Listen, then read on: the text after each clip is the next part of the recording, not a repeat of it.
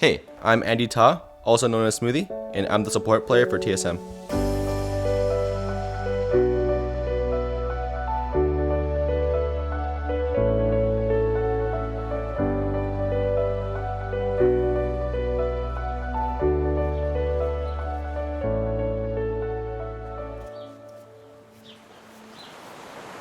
So I grew up in Calgary, a small city in Alberta, Canada. I think I just lived a pretty normal life. My parents, they did a really good job raising me, I think. All I really did was go to school, play video games, and, after probably like around age 8 or 9, I started falling in love with video games. I played a lot of old games, and then I grew into Dota. And from Dota, I played a lot, like 2-3 years. Once League of Legends came out, I wanted to play a new game because I've been playing for so long, and I didn't think that I was gonna get anything from playing Dota. So I tried League, and yeah, even with League, I had a lot of fun. I played so much League in the past, like 4,000 normal games before I even touched ranked. So that sunk like a year or two from my life, but it was really fun. So gaming to me in the past was just a way to connect with me and my family a lot. My parents, they didn't like playing games, or they didn't like me playing games because it took away from my studies, and obviously my grades kind of dropped at some point, like especially in high school. In school, I was more of a, pretty antisocial kid. I didn't really make a lot of friends. I mean, I had a friend group obviously, but it's not like I went to like parties and stuff when I was young. I just played a lot of games, and I made a lot of really close friends through MapleStory, and probably RuneScape would be the bigger ones. Playing games was just a way for me to express how I am as a person. It was really hard for me to make really close friends with people that didn't play games. I don't know, we just didn't click. If you didn't play games, then I didn't really know what to talk to you about, It was just kind of like that. And I found a lot of friends who did play games in my school, and those guys became really, really close to me, and I still talk to them a lot each day. So those guys mean a lot to me, and yeah, I can only thank gaming for just connecting me with those guys. My transition to pro play, pretty much, it was really random. So League of Legends to me wasn't something that I would make into my career ever. I never really thought of the possibility of me even becoming a pro, or me even moving out to LA, anything like that. It was just something I did with my free time because I didn't have anything else to do, and it was something that I really loved doing, so I just kept doing it. Beginning of college or university, I started getting really high elo. Like I got challenger going into university, and then in the middle of the semester I got becoming really high elo, like top 10 ranking. For a support player, that was a really big deal back then, because there were not very many supports that were really high ranked. There were a few, like Adrian was one that was pretty high elo. I think even Matt Life was pretty high elo. There's LCS, the LCS pros like Afro, they were always up there. I played a lot of Thresh back in the day, and if you had like really good mechanics on champs like Thresh, Lee Sin, the high mechanical skill cap champions, you were noticed by a lot of people. The NA player base, it wasn't really like common for people to just be really, really good in solo queue. So I guess I caught some team's eyes, and I ended up moving into a gaming house with TDK, and that was my first team. It was a crazy ride.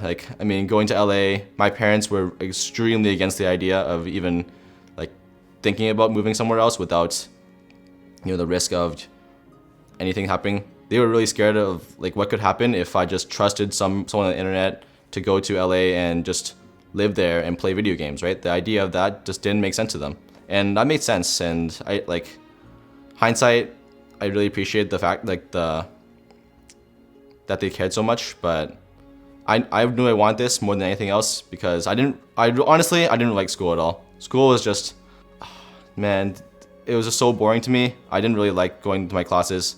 I was studying a lot of like business, economics, that kind of stuff, and I knew from the beginning that that's not something I want to do for the rest of my life. I knew that gaming was something I really, really loved, and I was really passionate about. And for me, that's something that I couldn't say about many things in my life, because passion for me wasn't something that came really easily.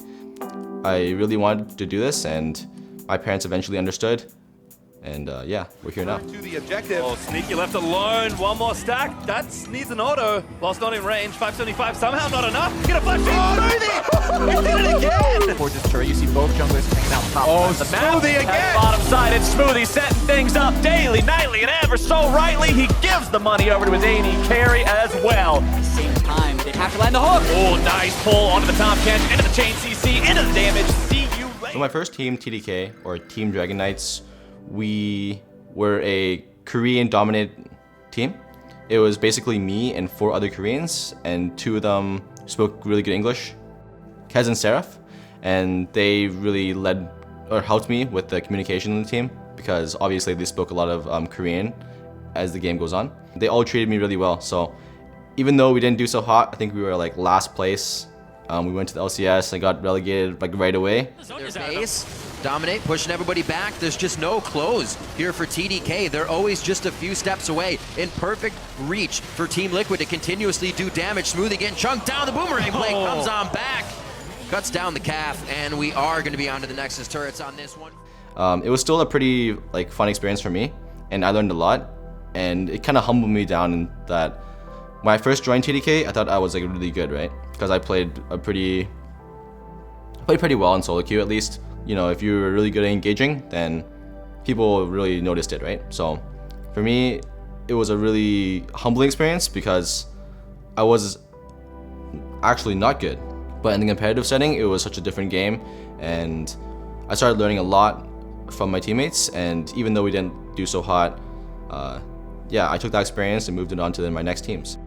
So playing on CloudNine, I felt like C9 was my first real team that I was a part of. The situation that first happened was I joined Cloud9 after playing on TLA, and I went straight to Korea for the bootcamp, and I shared time with Bunny Fufu. So we split scrims, we split like I don't know, just split a lot of time, and I spent a lot of time with the new teammates, and they were really cool to me. You know, they were just really nice guys, and they really accepted me. Even though I was the new guy who didn't do so hot in my old teams, they all accepted me and they all helped me out, and I really appreciate that. The transition to there was actually really positive. We were doing really well in scrims in Korea, surprisingly. Like I went from losing every game in like academy level or any challenger level in NA to winning scrims versus like some Korean teams, and that was really mind-blowing to me, right? Like, wow, my teammates are so good. They could actually like carry me, who I thought that like I wasn't so good because I was losing a lot of scrims prior, and then we started winning a lot of scrims, and yeah, it was just a really big shock. Like maybe I'm not so bad after all, you know? So that gave me a lot of confidence. The team overall, it was just a great experience for me. They all believed in we all believed in each other, and we all like played really well. And even though we had to part ways eventually, I think that my days on Cloud9 were probably some of the best days of my life, right? Now that I'm on TSM, it's kind of surreal, honestly. I didn't think I would join TSM at all during my time in the league. Like, it just happened, and it was really random. But my transition here has been really, really good. So overall, playing with players like Bjergsen and Sven, they were really, really talented. Like, I played with Sven a lot in solo queue in the past, like duo queue with him, and Bjerg too. Like, I've talked to Bjerg a lot, just like outside the game too, and he's a really cool guy. He's been like, he's always known as like the really hardworking guy who everyone wants to like match, you know. He kind of makes his teammates kind of work harder because he's working hard, and he's the figure that people want to be, you know. And I think Sven is kind of similar in that he plays a lot of solo queue as well, and he works really, really hard. And like, if you saw Sven in solo queue, he's always on your team or enemy team if you're playing at night. Like, he's in every game, man. I feel like this year's TSM roster, we got along like this, you know. It was really fast.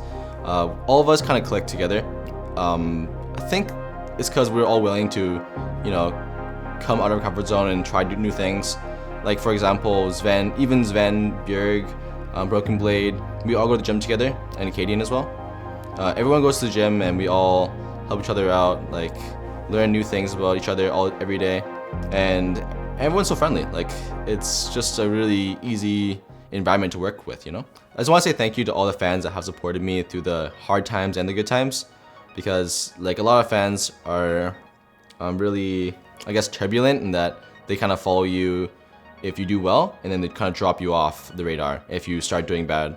And there are so many fans that just do that these days, and it makes sense. But there are some people that actually still support me for being me, and big shout out to those guys. Hopefully this year will be really good, and I expect TSM to do really well this year. So thanks a lot for supporting me.